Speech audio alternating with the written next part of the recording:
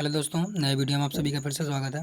इससे पहले हम लोगों ने वीडियो में क्या किया था, एक से लेकर के टोटल 25 क्वेश्चन तक की प्रैक्टिस कर ली थी।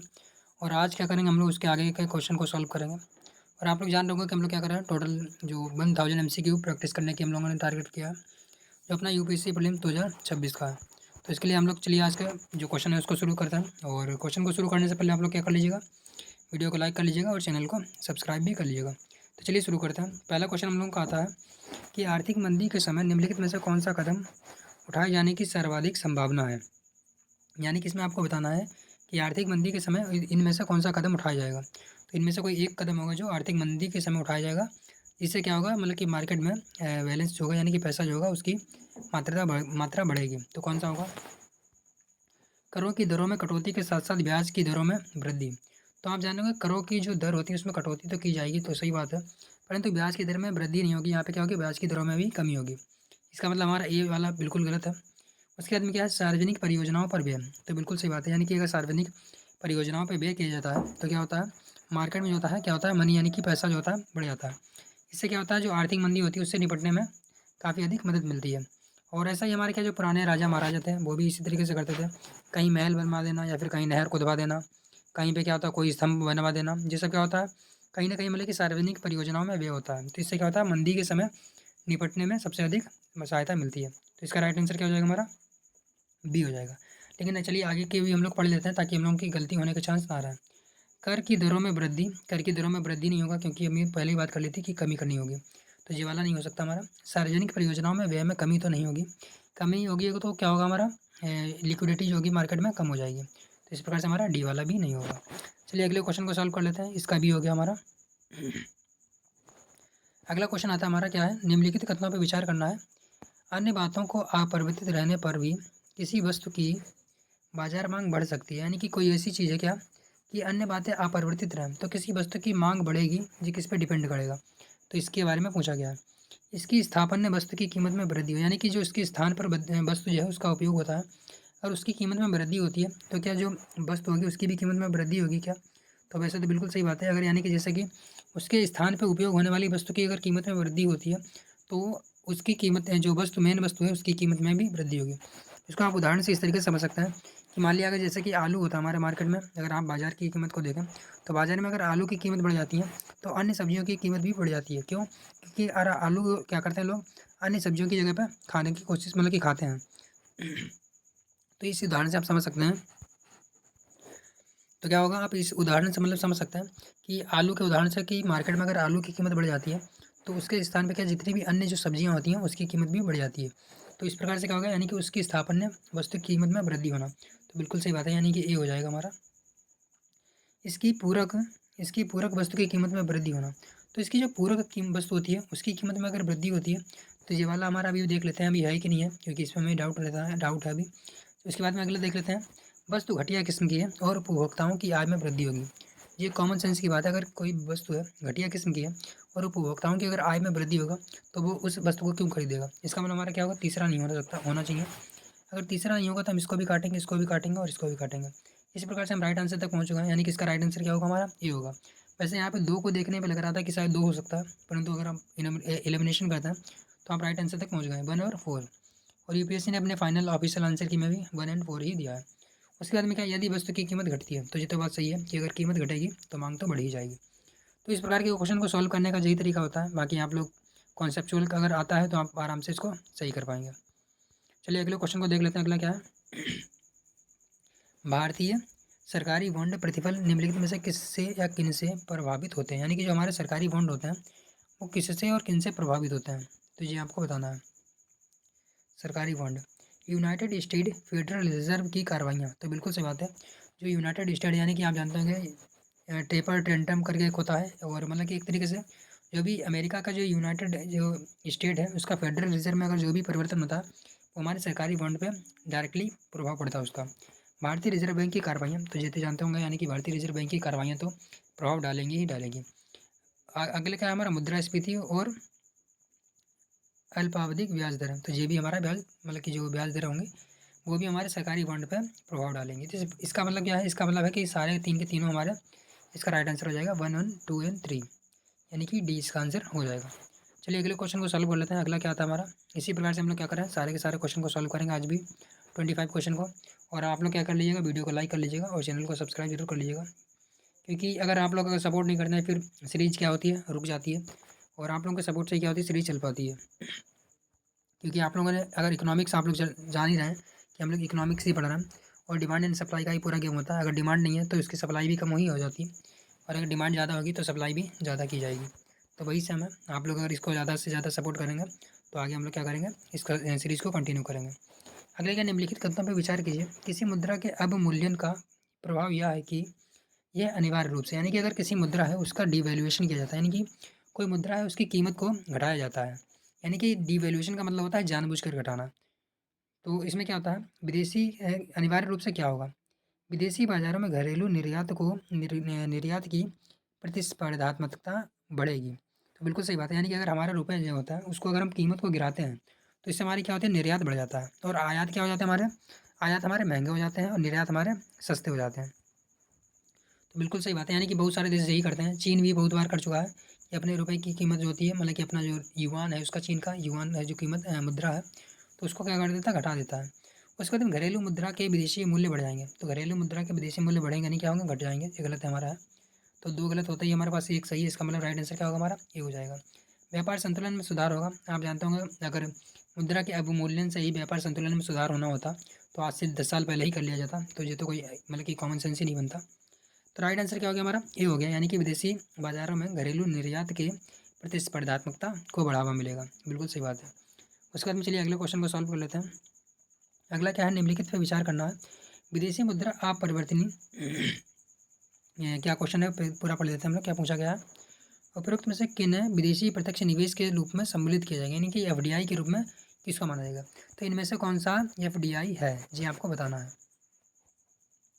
तो क्या दिया है, 4 में ऑप्शन दिया है, इनमें से कौन कौन सा एफडीआई है। विदेशी मुद्रा परिवर्तनीय बॉन्ड, बिल्कुल सही बात है, यानी कि विदेशी मुद्रा परिवर्तनीय बॉन्ड हमारे एफडीआई होते हैं।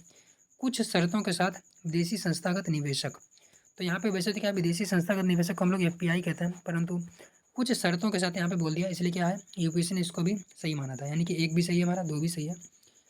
आप जानते हो कि एसडीआर जो कि हमारा आईएमएफ का होता है, एसडीआर तो यानी कि विदेशी निक्षेपागार, यानी कि डिपोजिटरी प्राप्तियाँ। तो हमारा एसडीआर भी जो क्या होता है, विदेशी प्रत्यक्ष निवेश में सम्मिलित होता है।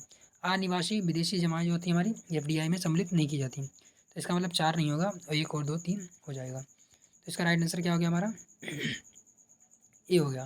तो चलिए अगले क्वेश्चन को हम लोग अभी सॉल्व कर लेते हैं फटाफट से। अगला क्वेश्चन आता है, निम्नलिखित में से कौन सा प्रभाव सर्वाधिक मुद्रास्फीति कारक होगा।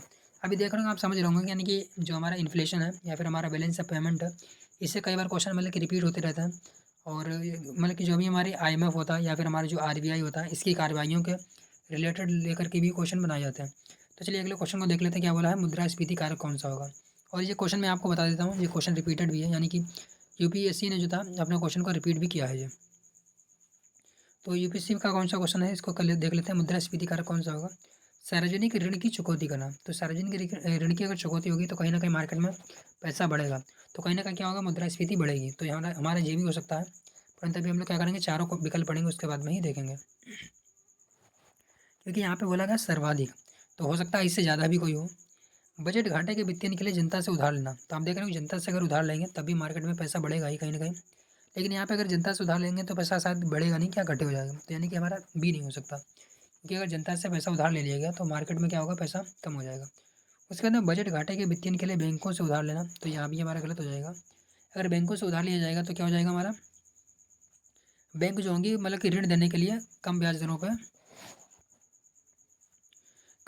पे क्या हो पाएंगे, ऋण नहीं दे पाएंगे। तो इस प्रकार से क्या होगा, यानी कि बैंकों के पास ऋण देने के लिए पैसा कम हो जाएगा। तो यानी कि हमारा सी भी नहीं हो सकता। बजट घाटे के वित्तीय के लिए नई मुद्रा सृजित करना, तो इसका मतलब अगर नई मुद्रा का सृजन होगा तो सबसे ज़्यादा स्फीति कारक सही होगा, यानी कि सबसे ज़्यादा मुद्रा स्फीति को यही बढ़ाएगा। वैसे दो एक मतलब कि ए और डी में से कौन सा अगर चुनना है तो आप लोग क्या करिएगा, डी को चुनिएगा। इस क्वेश्चन को यूपीएससी ने लगभग 2 से 3 बार रिपीट किया है, हो सकता है आगे भी रिपीट कर ले। तो बजट घाटे के वित्तीय के लिए क्या करना, नई मुद्रा का सृजित करना क्या होता है, सबसे अधिक मुद्रास्फीति कारक होगा। चलिए अगले क्वेश्चन को देख लेते हैं। भारतीय अर्थव्यवस्था के संदर्भ में मांग प्रेरित, यानी कि डिमांड ट्रिगर्ड इन्फ्लेशन या फिर उसमें वृद्धि निम्नलिखित में से किनके कारण होगी। देखो नहीं, ये भी हमारा इन्फ्लेशन से ही आ गया। इसमें पूछा गया मांग प्रेरित मुद्रास्फीति, अभी आपको ये भी समझना चाहिए मतलब कि चाहिए कि केवल मुद्रास्फीति के बारे में बात नहीं की है, स्पेसिफिक बोला है मांग प्रेरित। एक होता है मांग, एक होती है हमारी मुद्रास्फीति मांग प्रेरित होती है, एक होती है हमारी क्या होती है आपूर्ति प्रेरित हो जाती है, एक होती है हमारी क्या होती है मतलब कि कई प्रकार की मुद्रास्फीतियाँ होती हैं। विदेशी में अगर कोई मतलब हमारा कि ट्रांसपोर्ट रुक गया तो उसके कारण भी मुद्रास्फीति हो सकती है, या फिर कहीं दंगा हो गया, फसाद हो गया, कुछ हो गया, तो मुद्रास्फीति का कई कारण होता है। इसमें पूछा गया मांग प्रेरित मुद्रास्फीति कौन सी है। तो चलिए 4 5 विकल्प दिए हैं, और 5 के पाँचों को पढ़ते हैं फटाफट से। क्या है विस्तारवादी नीति, यानी विस्तारकारी नीतियाँ आना। तो विस्तारकारी नीतियाँ का मतलब है कि सरकार जो क्या करेगी, जनता को सस्ते ब्याज दरों पर ऋण उपलब्ध कराएगी, या फिर क्या करेगी, जो हमारी आरबीआई होगी क्या करेगी, सस्ते ब्याज दरों पे जनता को ऋण उपलब्ध कराएगी। इससे क्या होगा, हमारा मांग प्रेरित मुद्रास्फीति बढ़ेगी। बिल्कुल सही बात है, यानी कि लोगों के पास अगर पैसा आएगा तो वो कहीं ना कहीं क्या करेंगे, डिमांड ही करेंगे किसी ना किसी वस्तु की या फिर किसी सेवा की। उसके बाद में यानी कि ये तो हमारा होगा, इसका मतलब हमारा बी नहीं हो सकता। राजकोषीय प्रोत्साहन, राजकोषीय प्रोत्साहन का मतलब भाई सब्सिडी या फिर कोई भी मतलब कि सहायता करना। तो अगर राजकोषीय प्रोत्साहन होगा तो कहीं ना कहीं जनता के पास फिर से पैसा आएगा, तो यानी कि हमारा 2 भी होगा। 1 और 2 तो अभी तीनों में है। उसके बाद क्या, मुद्रास्फीति सूचकांक मजदूरी, मुद्रास्फीति सूचकांकन मजदूरी यानी कि इन्फ्लेशन क्या लिखा है, इंडेक्सिंग वेजेस।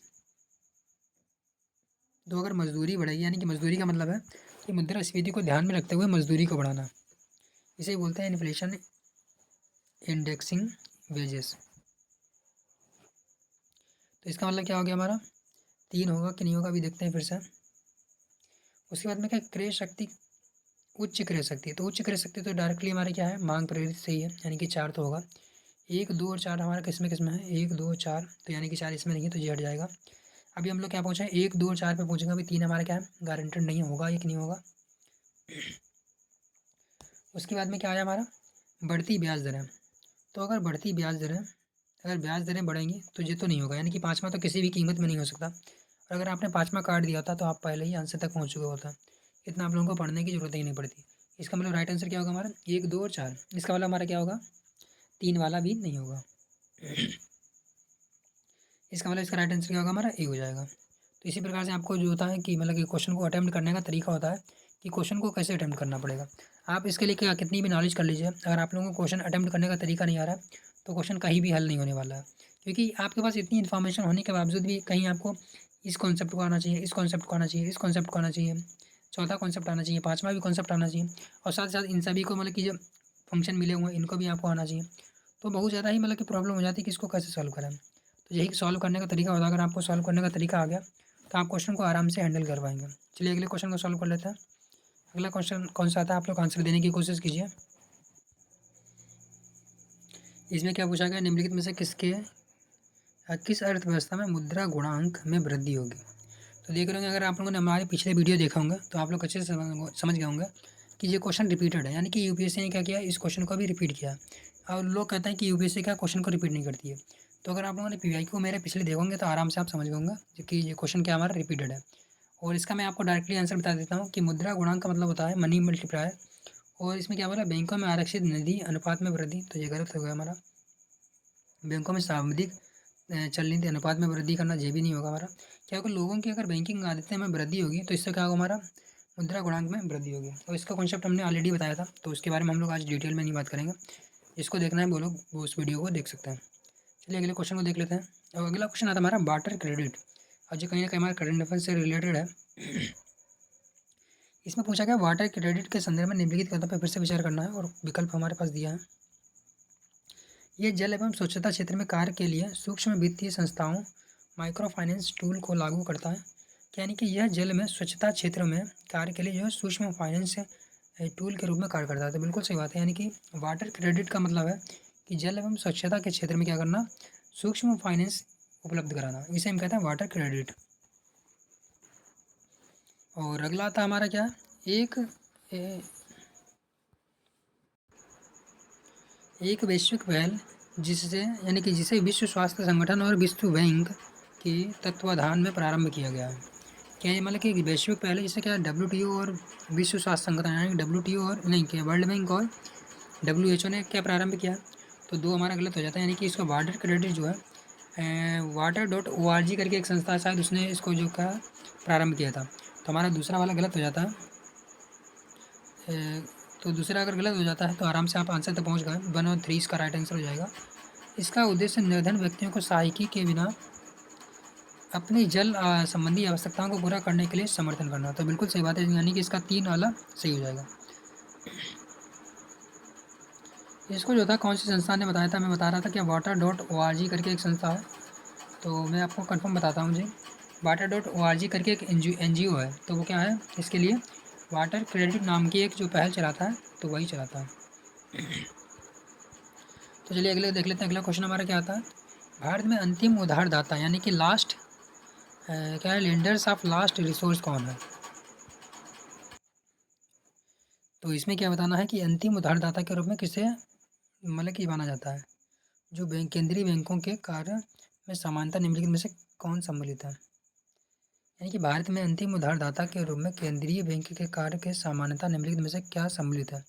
अन्य स्रोतों से ऋण प्राप्ति में विफल होने पर व्यापार एवं उद्योगी निकायों को ऋण प्रदान करना। यानी कि अंतिम उधारदाता का मतलब क्या क्या व्यापार एवं उद्योगियों को है, नहीं आरबीआई को। एक तरीके से मैं आपको डायरेक्टली बताता हूँ, अंतिम उधारदाता का मतलब है आरबीआई से। आरबीआई क्या करता है, जो वाणिज्यिक बैंकें होती हैं उनको ऋण देता है। अगर वो क्या कर जाती हैं, विफल हो जाती हैं, तो उनको वाणिज्यिक बैंक मतलब कि वाणिज्यिक बैंकों को क्या करता है, आरबीआई ऋण उपलब्ध कराता है। इसे हम कहते हैं अंतिम उधारदाता के रूप में। तो इसका मतलब कि व्यापारियों को नहीं देता है ये, तो यानी कि आरबीआई जो होता है हमारा व्यापारियों को नहीं देता, ना ही उद्योगों को देता है। तो हमारा पहला गलत हो जाता है। उसके बाद में अस्थायी संकट के समय बैंकों के लिए चल निधि उपलब्ध कराना, तो जो कि मैंने अभी बताया जस्ट। तो इसका हमारा राइट आंसर क्या होगा, 2 हो जाएगा। बजटीय घाटे के वित्तीयन के लिए सरकारों से ऋण देना, तो सरकारों को ऋण नहीं देता ये, इसको देता है केवल वाणिज्यिक बैंकों को ऋण देता है आरबीआई। तो जो कि मैंने अभी बताया आपको। चलिए अगले क्वेश्चन को सॉल्व कर लेते हैं। अगला क्या हमारा था, भारतीय अर्थव्यवस्था के संदर्भ में मुद्रास्फीति सहलग्न बॉन्ड यानी कि inflation indexed bond, inflation indexed bond के बारे में बताना आपको क्या लाभ है। यानी कि मुद्रास्फीति संलग्न बॉन्ड से क्या लाभ होता है, इसके बारे में बताना है। सरकार आईआईबी के रूप में अपने ऋण ग्रहण पर कूपन दरों से कम यानी कूपन दरों को कम कर सकती है। क्या बोला, एक बार फिर से पढ़ लेते हैं। सरकार जो है इन्फ्लेशन इंडेक्स्ड बॉन्ड जो होते हैं यानी कि आईआईबी के रूप में अपने ऋण ग्रहण पर कूपन दरों को कम कर सकती है। तो बिल्कुल सी बात है, यानी कि इसको क्या कर सकती है, जो सरकार होती है उसको कूपन दरों को कम कर सकती है। और इसके साथ में क्या है, आईआईबी निवेशकों को मुद्रास्फीति के बारे में अनिश्चितता से सुरक्षित कराती है। तो यानी कि सीधे सीधे बोला है, मुद्रास्फीति अगर आती है यानी कि अनिश्चितता बढ़ती है, तो इससे सुरक्षा प्रदान करती है। यानी कि हमारा क्या होगा, दूसरा भी सही होगा। आईआईबी पर यानी कि जो भी हमारा बॉन्ड है उस पर प्राप्त ब्याज और साथ ही साथ क्या पूंजीगत लाभ कर योग्य नहीं है। तो ये बिल्कुल गलत हो जाता है हमारा। इस पर यानी कि जो भी हमारा लाभ प्राप्त होता है तो उससे प्राप्त होने वाले लाभ पर क्या करती है सरकार, टैक्स लगाती है। तो यानी कि हमारा दूसरा नहीं होगा और 1 और 2 होगा। तो राइट आंसर क्या होगा हमारा, ए हो जाएगा। चलिए अगले क्वेश्चन को सॉल्व कर लेते हैं। अगला क्या था हमारा, भारतीय अर्थव्यवस्था के संदर्भ में निम्नलिखित में से फिर से विचार करना है। यदि मुद्रास्फीति अत्यधिक होती है तो भारतीय रिजर्व बैंक संभावित रूप से सरकारी प्रतिभूतियां खरीदेगी। तो सरकारी प्रतिभूतियां अगर खरीदेगी तो बाजार में क्या होगा, रुपया बढ़ेगा। और रुपया बढ़ेगा तो मुद्रास्फीति घटेगी कि बढ़ेगी, तो और बढ़ जाएगी। तो हमें क्या बोला है, यदि मुद्रास्फीति अधिक है, अगर मुद्रास्फीति अधिक है तो सरकार उल्टा नहीं करेगी बल्कि क्या करेगी, सीधा करेगी। तो हमारा एक गलत हो जाता है। एक गलत होने का मतलब है कि हमारे पास आंसर आ चुका है। अगर आपको बस इतना ही पता है कि आरबीआई कब बॉन्ड को खरीदती है, कब बेचती है, मुद्रास्फीति को कैसे नियंत्रित करती है, तो आप आराम से इसका आंसर दे पाते हैं। तो हमारा एक गलत हो जाता है। यानी कि अगर कभी भी मुद्रास्फीति होती है तो सरकार क्या करती है कि बॉन्ड को खरीदती है, मतलब कि बेचती है, ना कि खरीदती है। बेचेगी तो क्या होगा, बाजार का जितना भी मार्केट का जितना भी पैसा होगा वो आरबीआई के पास आ जाएगा और मुद्रास्फीति हमारी रुक जाएगी। तो इसका मतलब क्या होगा, हमारा 2 और 3 सही होगा। यानी कि एक अगर गलत हो जाता है तो 2 और 3 अपने आप सही होगा। यदि रुपये का तेजी से मूल्यह्रास हो रहा है तो आरबीआई बाजार में डॉलरों को संभावित रूप से विक्रय करेगी। तो बिल्कुल सही बात है। यानी कि अगर रुपये की कीमत गिर रही है तो डॉलर को बेचेगी, उसके बदले क्या होगा, रुपये को ले लेगी। तो रुपया कम हो जाएगा, इससे क्या होगा, हमारा रुपये की कीमत रुक जाएगी। यदि यूएस और यूरोपीय संघ में ब्याज दरें गिरती हैं तो इससे संभावित रूप से आरबीआई के डॉलर खरीदने की प्रेरित हो सकते हैं। तो बिल्कुल सही बात है, यानी कि प्रेरित हो जाएगा। अगला आया है हमारा, निम्नलिखित में से भारतीय भारत में कार्य कर रही विदेशी स्वामित्व की ई वाणिज्यिक फर्मों के संदर्भ में बताना है। यानी कि जितनी भी ई वाणिज्यिक फर्में हैं उसके बारे में आपको बताना है कि कौन सा सही है। अपने प्लेटफार्मों को बाजार स्थान अपने प्लेटफार्मों को बाजार स्थान के रूप में प्रस्तुत करने के अतिरिक्त वे स्वयं अपने माल की बिक्री भी कर सकती हैं। क्या वे अपने माल की स्वयं बिक्री कर सकती हैं? जो हमारा शायद 2023 या 24 का क्वेश्चन है। वे अपने प्लेटफार्मों पर अंश किसी अंश तक बड़े विक्रेताओं को स्वीकार कर सकती हैं या सीमित है। तो हमारा ये क्या है, इसका दोनों आंसर गलत है और मैं आपको यूपीएससी की ऑफिशियल आंसर की सही बता रहा हूँ। इसमें कुछ खास कॉन्सेप्ट नहीं है, बस अगर आपको इसके बारे में इन्फॉर्मेशन है ई वाणिज्य के बारे में, ई वाणिज्यिक जो फॉर्म होते हैं उनके बारे में, तो आप आराम से इसको सॉल्व कर पाते हैं। वैसे तो हमारे क्या है, जो करंट अफेयर से रिलेटेड है, तो यानी कि इसका क्या होगा, ना ही 1 और ना ही 2 दोनों गलत है। राइट क्या हो जाएगा हमारा, डी हो जाएगा। चलिए अगले क्वेश्चन को सॉल्व करते हैं। अगला क्या आता है हमारा, और काफ़ी कंसेप्चुअल क्वेश्चन है हमारा, कि भारत के संदर्भ में हाल ही में जो है जन संचार माध्यमों में अक्सर चर्चा में आता है। क्या चर्चा में आता है? अप्रत्यक्ष अंतरण। तो अप्रत्यक्ष अंतरण क्या होता है का सर्वोत्तम रूप से प्रतिबिंबित करता है। अगर आप लोगों ने पीवाईक्यू देखा है, काफ़ी टाइम से देख रहे हैं अगर वीडियो हम लोगों का, तो आप समझ गए होंगे कि यूपीएससी इस प्रकार से क्वेश्चन हर साल 2 से 3 पूछती ही है, कि कोई कीवर्ड दे देगी और पूछे कि ये किससे मतलब यानी कि किससे संबंधित है या फिर क्या प्रतिबिंबित करता है या फिर क्या मतलब कि वर्णन करता है, चाहे वो इकोनॉमिक्स का हो, चाहे हमारा क्या इकोलॉजी इन्वायरमेंट का हो, या फिर चाहे हिस्ट्री का हो। यहाँ तक कि हिस्ट्री से भी इस तरीके का क्वेश्चन बनता है। तो इसमें क्या पूछा गया है, यदि कोई भारतीय कंपनी अप्रत्यक्ष अंतरण क्या होगा? कोई भारतीय कंपनी जिसने विदेशी उद्यमों में निवेश किया हो और अपने निवेश पर मिलने वाला लाभ पर उस बाहरी देश को कर अदा करती है, यानी कि उससे मिलने वाले लाभ उस पर क्या है, बाहरी देश को कर अदा करती है, तो उसे हम क्या अप्रत्यक्ष अंतरण कहेंगे। तो गलत हमारा ये वाला नहीं होगा। कोई विदेशी कंपनी जिसने भारत में निवेश किया हो और अपने निवेश से मिलने वाले लाभ पर आधारभूत देश को कर अदा करती हो क्या, तो हमारा ये भी गलत है। कोई भारतीय कंपनी जो किसी बाहरी देश में मूर्त संपत्ति खरीदती है और उसका मूल्य बढ़ने पर उन्हें बेच देती है तथा प्राप्ति को लाभ में अंतरित कर देती है, तो इसे भी हम क्या कहते हैं, अंतरण नहीं कहते, यानी कि अप्रत्यक्ष अंतरण नहीं कहेंगे। तो फिर राइट आंसर क्या होगा हमारा, तो राइट आंसर होगा क्या, अप्रत्यक्ष अंतरण किसे कहते हैं? कोई विदेशी कंपनी शेयर आंतरित करती है और ऐसे शेयर भारत में स्थित परिसंपत्ति से अपना वस्तुगत मूल्य व्युत्पन्न करती है, तो उससे हम क्या कहेंगे, अप्रत्यक्ष अंतरण कहेंगे। यानी कि कोई भी विदेशी कंपनी है अपने शेयर को आंतरित करती है और ऐसे शेयर भारत में स्थित परिसंपत्तियों से अपने मूल्य के यानी कि वस्तुगत मूल्य को व्युत्पन्न करते हैं, तो इसे हम क्या कहते हैं, अप्रत्यक्ष अंतरण कहते हैं। अगला क्वेश्चन क्या था हमारा, रियल इस्टेट यानी कि रियल सेक्टर के बारे में बात की है। निम्नलिखित में से कौन सा कार्यकलाप जो है अर्थव्यवस्था में वास्तविक क्षेत्र यानी कि रियल सेक्टर का निर्माण करता है? तो रियल सेक्टर आप लोग जानते होंगे क्या होता है। रियल सेक्टर होता है हमारा यानी कि जो भी क्या होता है हमारे अर्थव्यवस्था में या फिर जो भी हमारी इकोनॉमी होती है उसमें क्या करता है, किसी भी वस्तु का निर्माण करता है, उसे हम कहते हैं रियल सेक्टर, यानी कि कोई भौतिक फिजिकल वस्तु का निर्माण होना चाहिए। तो किसान अपनी फसल को काटता है, तो बिल्कुल सही बात है, यानी कि कोई ना कोई भौतिक वस्तु बनी है, तो एक हमारा क्या होगा, रियल इस्टेट में आ जाएगा। अभी आप समझ जाएंगे पूरा, अगर आपको नहीं आता जब आप चारों विकल्प को पढ़ेंगे तो आप अच्छे से निकाल पाएंगे। किसान अपनी फसल को काटता है, तो ये हमारा क्या होगा, रियल सेक्टर में आएगा। कपड़ा मिल कच्चे माल को कपड़ा में बदलते हैं, तो ये भी हमारा क्या होगा, रियल सेक्टर में आएगा। उसके बाद में किसी वाणिज्यिक बैंक अपनी व्यापारी कंपनी को धनराशि उधार दे दिया, अभी देख रहे हो उधार दिया है, इसमें कोई भी नई सृजन नहीं हुआ है, तो ये हमारा क्या होगा, रियल सेक्टर में नहीं आएगा। किसी कारपोरेट निकाय का विदेशी रुपये में अंकित मूल्य बॉन्ड जारी करना, तो ये भी हमारे क्या रियल सेक्टर में नहीं आएगा, क्योंकि इसमें भी कोई नई चीज़ निर्माण नहीं हुआ है। इसका मतलब राइट आंसर क्या होगा हमारा, 1 और 2। अभी आप शायद समझ गए होंगे कि रियल सेक्टर का मतलब क्या हुआ।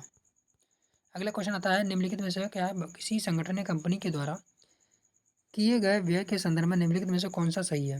नई प्रौद्योगिकी प्राप्त करना पूंजीगत व्यय, तो बिल्कुल सही बात है, यानी कि कोई भी प्रौद्योगिकी पे अगर व्यय करते हैं तो क्या होता है, हमारा पूंजीगत व्यय होता है। ऋण वित्तीयन को पूंजीगत व्यय माना जाता है, तो बिल्कुल सही बात है, यानी कि कोई भी ऋण आपके ऊपर है उसको आप अगर चुका देते हैं तो वो क्या होता है, हमारा पूंजीगत व्यय होता है। और जबकि इक्विटी को क्या कहते हैं, राजस्व व्यय कहते हैं, तो बिल्कुल गलत हो जाता है हमारा। जो इक्विटी होती है वो भी हमारा क्या होता है, पूंजीगत व्यय ही होता है। तो इसका राइट आंसर क्या होगा हमारा, केवल एक विकल्प सही होगा। आप लोगों को डेफिनेशन तो पता ही होगी राजस्व व्यय और पूंजीगत व्यय, अगर नहीं पता है तो उसको हम लोग आप लोग कमेंट कीजिए, मैं आप उसको क्या डिटेल में कवर कर लूँगा सारी की सारी डेफिनेशन को।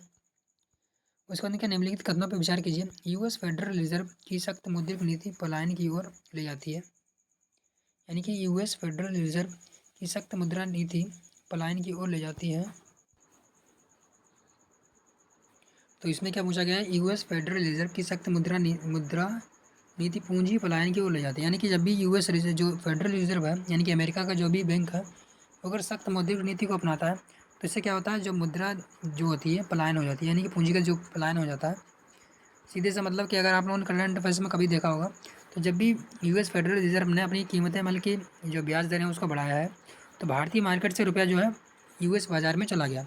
इसे कहा गया है पूंजी पलायन। तो यानी कि एक तो हमारा बिल्कुल सही बात है, पलायन हो जाता है। पूंजी पलायन क्या लिखा, पूंजीगत पलायन वर्तमान विदेशी वाणिज्यिक ऋण ग्रहण वाली फर्मों की ब्याज लागत को बढ़ा सकती है। तो क्या हमारी जो मतलब कि विदेशी जो क्या कहते हैं, पूंजी पलायन जो होता है वर्तमान में जो विदेशी वाणिज्यिक ऋण ग्रहण है वाली जो फर्म है उनकी क्या ब्याज लागत को बढ़ा देती है क्या। चलिए इसको भी अभी देखते हैं। उसके बाद देखिए घरेलू मुद्रा का अवमूल्यन ईसीबी यानी कि जो भी हमारा एक्सटर्नल कॉमर्शियल बोरोइंग है से संबंध मुद्रा जोखिम को घटाता है। तो आप समझ रहे होंगे कि मुद्रा जोखिम को क्या घटाएगा क्या, तो ऐसा कुछ भी नहीं है। तो इस प्रकार से आप लोग समझ गए होंगे। मैं थोड़ा सा देखने लगा था इसको क्योंकि मुझे थोड़ा डाउट हो रहा था और वही डाउट सही निकला, क्योंकि इसमें क्या था कि मैंने जो बताया आपको कि यानी कि जो भी जो मुद्रा जोखिम होता है वो घटता नहीं बल्कि बढ़ता है। यानी कि हमारा ये वाला तो गलत हो गया, यानी कि 3 गलत होने के साथ ही हमारा आंसर वैसे 1 और 2 होना चाहिए। परंतु जो यूपीएससी था उसने क्या था किया था, इसको अपनी जो भी मतलब कि कहते हैं कि मार्किंग था उसको ऑफिशियल आंसर की से छोड़ दिया था, यानी कि इसको यूपीएससी ने क्या था काउंट नहीं किया था, तो इसको क्वेश्चन को स्किप किया गया था। तो वैसे तो क्या इसका राइट आंसर 1 और 2 होना चाहिए, पर फिर भी पता नहीं कहाँ पे मिस्टेक होगी, तो उसको मैं ज़्यादा मतलब कि डिटेल में नहीं देखता हूँ। चलिए अगले क्वेश्चन को देखते हैं। कि अगला क्या है, भारतीय अर्थव्यवस्था के संदर्भ में निम्नलिखित कदमों पर विचार करना है। घरेलू वित्तीय बचत का एक भाग सरकारी ऋण ग्रहण के लिए जाता है। तो बिल्कुल सही बात है, यानी कि जो घरेलू वित्त होता है उसका एक भाग तो सरकारी ऋण ग्रहण के लिए जाता है। नीलामी में बाजार से संबंधित दरों पर जारी दिनांकित प्रतिभूतियाँ आंतरिक ऋण का एक बड़ा भाग है। तो बिल्कुल सही बात है, जो भी दिनांकित प्रतिभूतियाँ होती हैं वो आंतरिक ऋण से ही आती हैं। तो 1 और 2 दोनों सही हो जाएगा। निम्नलिखित राज्यों पर फिर से बात करनी है, कौन से आमतौर पर चाय उत्पादक के रूप में जाने जाते हैं। तो चाय उत्पादक के रूप में कौन कौन से होते हैं हमारे, अरुणाचल प्रदेश, केरल, हिमाचल प्रदेश और त्रिपुरा, चार के चारों को चाय उत्पादक के राज्य के रूप में जाना जाता है। चलिए अगले क्वेश्चन को देख लेते हैं। अगला क्या था हमारा, निम्नलिखित कथनों पर विचार करना है। भारत में साख क्षमता निर्धारण एजेंसी यानी कि क्रेडिट रेटिंग एजेंसी भारतीय रिजर्व बैंक के द्वारा विनियमित होती है क्या। तो भारतीय रिजर्व बैंक के अंडर में नहीं आती है। जितनी भी जो हमारी क्रेडिट रेटिंग एजेंसियाँ होती हैं वो हमारे आरबीआई के अंडर में नहीं है। ये बात आप लोग ध्यान से रख लीजिएगा, हो सकता है ये क्वेश्चन रिपीट भी हो जाए। हम लोग आंसर तक पहुंच गए, फिर भी हम लोग आगे भी पढ़ेंगे। आईसीआर यानी कि इंडियन क्रेडिट रेटिंग एजेंसी नाम से जानी जाने वाली, यानी कि इकरा जो है हमारी नाम से जानी जाने वाली क्षमता निर्धारण एजेंसी एक पब्लिक सेक्टर यानी कि पब्लिक लिमिटेड कंपनी है। तो सही है। अगला ये भी हमारा सही है कि बिग वर्क रेटिंग एक भारतीय साख क्षमता निर्धारण एजेंसी है। तो हमारा तीसरा भी सही है। अगला देख लेते हैं। परिवर्तनीय बॉन्ड के संदर्भ में आपको निम्नलिखित में से कौन सा सही है विचार करना है। क्योंकि बॉन्ड को इक्विटी के रूप में बदला जाने यानी कि बदलने का विकल्प होता है। परिवर्तनीय का मतलब ये कि बॉन्ड को इक्विटी में बदल सकते हैं, बदलने का विकल्प होता है, इसलिए परिवर्तनीय बॉन्ड अपेक्षाकृत कम ब्याज दरों पर भुगतान किया जाता है। तो ये तो कॉमन सी बात है कि अगर किसी बॉन्ड को आप इक्विटी में भी चेंज कर सकते हैं तो कहीं ना कहीं जो भी बॉन्ड जो जारी करने वाला होगा वो आपको कम ही ब्याज देगा, और जहाँ पे फिक्स हो जाता है एक बार में तो वहाँ पे क्या होता है ब्याज ज़्यादा मिलेगा। इसका मतलब हमारा ए तो गारंटेड होगा, यानी कि एक तो 100% होगा। इक्विटी के लिए बदलने का विकल्प बॉन्ड धारक को बढ़ी हुई उपभोक्ता कीमत से संलग्न यानी कि इंडेक्सन की मात्रा प्रदान करता है। तो ये भी हमारा सही है। तो राइट आंसर क्या होगा हमारा, 1 और 2 दोनों सही होगा। यानी कि इक्विटी के बदलने पर जो कि विकल्प है बॉन्ड धारकों को क्या करता है, बढ़ी हुई जो भी उपभोक्ता कीमत होती है उसमें क्या होता है लाभ मिलता है। 1 और 2 दोनों हमारे सही हो जाएंगे। अगला क्वेश्चन आता है हमारा, बैंक बोर्ड ब्यूरो के संदर्भ में निम्नलिखित कथनों में विचार करना है। तो इसमें क्या पूछा गया, बैंक बोर्ड ब्यूरो, आप जानते होंगे बैंक बोर्ड ब्यूरो का क्या काम क्या होता है। जो भी हमारा बैंक होता है उसका जो चेयरमैन होता है उसको निर्धारण करना। आरबीआई का गवर्नर भी बैंक बोर्ड ब्यूरो का चेयरमैन होता है। तो आप लोग जानते होंगे कि आरबीआई का गवर्नर जो होता है बैंक बोर्ड ब्यूरो का चेयरमैन नहीं होता है। और इस क्वेश्चन को भी यूपीएससी ने क्या किया है, कई बार रिपीट किया है, 2 से 3 बार। तो इसको भी थोड़ा सा डिटेल में आप लोग पढ़ लीजिएगा। आंसर तक हम लोग पहुँच चुके हैं, फिर भी आगे पढ़ेंगे। बैंक बोर्ड ब्यूरो सार्वजनिक क्षेत्र के बैंकों को अध्यक्ष के चयन के लिए संतुलित करता है, जो कि मैंने अभी जस्ट आपको बताया। बैंक बोर्ड ब्यूरो सार्वजनिक क्षेत्र के बैंकों को कार्यनीति और पूंजी वर्धन योजनाओं को विकसित करने में मदद करता है। तो बैंक बोर्ड ब्यूरो का काम ही यही है कि बैंकों को सहायता करना। अगला क्वेश्चन आता है हमारा, एशियाई इंफ्रास्ट्रक्चर इन्वेस्टमेंट बैंक, एशियाई अवसंरचना निवेश बैंक क्या पूछा गया है इसमें? भारत उपरोक्त में से किसका सदस्य है? तो एशियाई क्या कहते हैं, एशियाई इंफ्रास्ट्रक्चर इन्वेस्टमेंट बैंक इसका है। और उसके बाद में मिसाइल टेक्नोलॉजी कंट्रोल रिजिम, यानी कि इसे हम ITCR कहते हैं, इसे बोलते हैं, हम एक बार फिर से बोल देता हूँ मैं, MTCR बोलते हैं, MTCR, यानी कि missile technology control regime. Bharat क्या है, इसका भी सदस्य हो चुका है अभी, और ESCO इसका भी सदस्य अभी हो चुका है। इसका 2016 के या 17 के आसपास में हुआ है। और इसका क्या, पाकिस्तान भी इसका सदस्य है, परंतु जो MTCR है इसका पाकिस्तान सदस्य नहीं है। तो ये बात आप लोग ध्यान रखिएगा। और MTCR के ज़रिए ही जो भारत ने जो था ब्रह्मोस मिसाइल जो रूस से लिए, वो MTCR का सदस्य बनने के बाद में ही ले पाई थी। तो इस प्रकार से MTCR, एशियाई इंफ्रास्ट्रक्चर डेवलपमेंट बैंक और संघाई सहयोग बैंक, इसका तीनों का सदस्य भारत है। तो राइट आंसर क्या होगा हमारा, 1 2 3। अगला क्वेश्चन आता है, हाल ही के वर्षों में वियतनाम विश्व में सबसे तेज, जो हमारा करंट अफेयर्स से आ गया क्वेश्चन। और करंट अफेयर्स में क्या पूछा गया है, इसको भी आप अगर कॉमन सेंस से यूज़ करेंगे, अपना माइंड से यूज़ करेंगे तो आराम से हो पाएगा। निम्नलिखित कदमों पर विचार करना है कौन सा सही है। हाल ही के वर्षों में वियतनाम विश्व में सबसे तेज़ी से बढ़ती हुई अर्थव्यवस्था में से एक रहा है। अब देख रहे हो संभावनाओं की बात हो रही है और एक देश के बारे में बात हो रही है। वियतनाम आप लोग जान रहे होंगे इस समय काफ़ी मतलब कि विकसित राष्ट्रों के रूप में आ रहा है। तो एक हमारा आप मान सकते हैं कि सही होगा। अब ऐसे क्वेश्चन होंगे, आप कितना भी पढ़ के जाएँ, आप हर एक देश के बारे में नहीं पढ़ सकते, तो इसको आप क्या करेंगे, अपने कॉमन सेंस से ही सॉल्व करेंगे। अभी यहाँ पे वियतनाम डाला है, हो सकता है यहाँ पे सिंगापुर डाल दें, तो आप किस किस देशों के बारे में पढ़ेंगे, बस आपको क्या होगा, कॉमन सेंस है, तो आप इसको सॉल्व कर पाएंगे। वियतनाम का नेतृत्व बहुदलीय राजनीतिक पार्टी के द्वारा होता है। तो अभी ये तो आप नहीं जान पाएंगे। चलिए, आप हो सकता है उसकी इकोनॉमी के बारे में जान लें। अभी आप इसको कैसे जानेंगे कि उसके देश में जो है कौन सी पार्टियाँ जो है राजनीतिक रूप में है। वियतनाम एक अर्थव्यवस्था विकासशील, क्या बोला है, वियतनाम का आर्थिक विकास विश्वव्यापी आपूर्ति श्रृंखलाओं के साथ एक एकीकरण और निर्यात का मुख्य ध्यान से होने से जुड़ा है। तो क्या हमारा इससे जुड़ा हुआ है। अभी इसको भी आप थोड़ा कॉमन सेंस से लगाएंगे, तो यानी कि कहीं ना कहीं इसकी पॉजिटिव बात बोली है।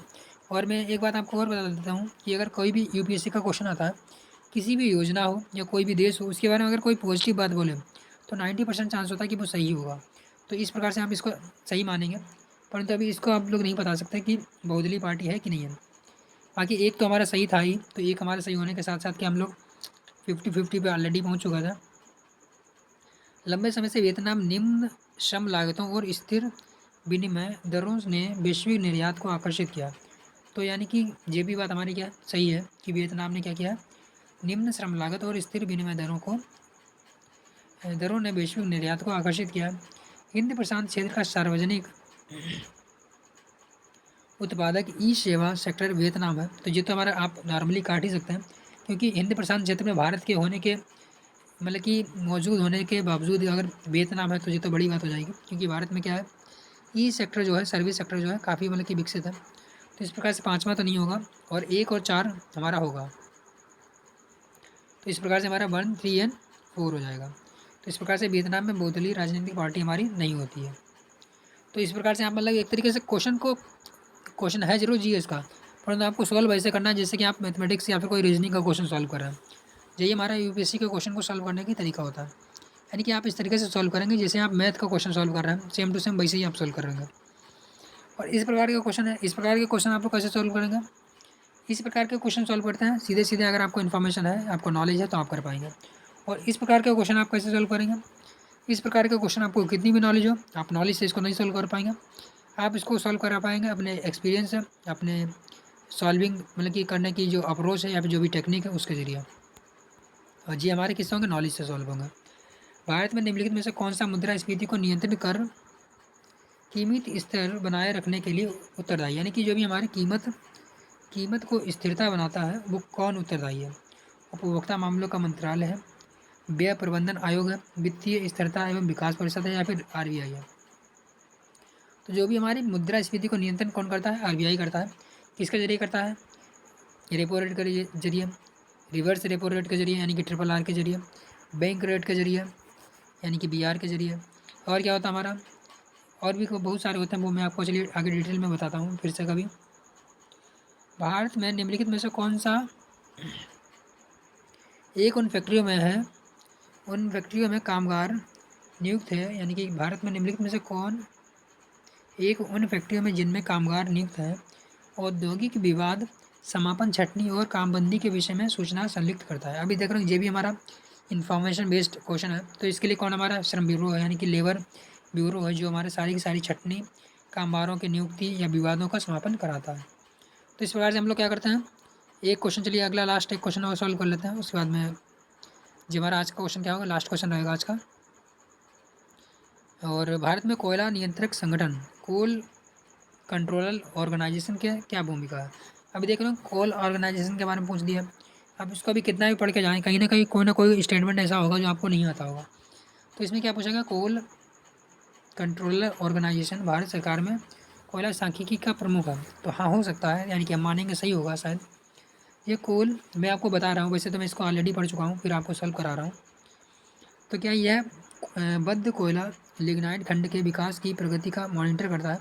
तो जाहिर सी बात है, कंट्रोलर है तो मॉनिटर तो करेगा ही, यानी कि दो भी हो सकता है। अभी हम लोग क्या करें, संभावनाओं पे चल रहे हैं, और अगर दो हो सकता है इसका मतलब ये नहीं होगा हमारा, एक और दो दोनों में चल रहा है। ये कोयला युक्त क्षेत्रों के अधिग्रहण के संबंध में सरकार की अधिसूचना के प्रति अपनी आपत्ति का अनुसरण करता है, यानी कि यह कोयला के क्षेत्र में जो भी कोई भी अधिग्रहण से संबंधित कोई भी आपत्ति होती है तो उसको अनुसरण का मतलब सुनता है। तो हाँ, बिल्कुल सही सुन भी सकता है, इसका मतलब 1 2 3 तो होना चाहिए। परंतु चलिए आगे भी बढ़ेंगे, लेकिन हम लोग ये सुनिश्चित करता है कि कोयला खनन कंपनियां विहित समय में अंतिम उपभोक्ताओं तक कोयला वितरण करें। अभी आप इस स्टेटमेंट को फिर से पढ़िए और आप नॉर्मली समझ पाएंगे कि यह सुनिश्चित करता है। क्या कोई कंट्रोलर इतना सुनिश्चित कर पाएगा कि कोयला खनन की जो कंपनियाँ हैं वो एक निश्चित समय के भीतर भीतर उपभोक्ताओं को कोयला पहुँचा दें? तो ये तो मतलब कि एक तरीके से आप व्यवहारिक स्टेटमेंट बन जाता है, और आप 4 को काटेंगे तो इस प्रकार से आप 1 1 2 3 4 1 2 3 पे आप पहुँच गए। चौथा क्वेश्चन हमारा गलत हुआ। तो इस प्रकार से हमारा आज का क्वेश्चन क्या है, सारे क्वेश्चन हम लोगों ने सॉल्व कर लिया। बाकी आप लोग बताइएगा वीडियो कैसा लगा आप लोगों को, और वीडियो को लाइक कर लीजिएगा और चैनल को सब्सक्राइब जरूर कर लीजिएगा, क्योंकि आप लोग सपोर्ट करेंगे तभी ये आगे की सीरीज़ कंटिन्यू हो पाएगी। चलिए मिलते हैं नेक्स्ट वीडियो में फिर।